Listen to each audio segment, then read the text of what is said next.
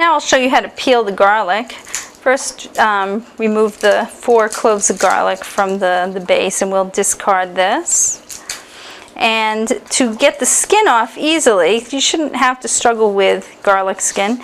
You can take the flat of a large knife and with the palm of your hand place it on the flat of the knife on top of the garlic and just push down, give it some pressure. And you just squeeze the garlic and the peel will just come right off. Another way to do it is to take a nice sturdy, I like to use this glass, it's a nice heavy glass with a flat bottom, and just whack it. You can use a jar, it's good also, any kind of, your jar of mustard or jelly or something like that, and just give that a whack, and it just releases the skin so it comes right off. Then you can chop it or put it through the garlic press, anything you want. I'm going to just rough chop this to put into our stock.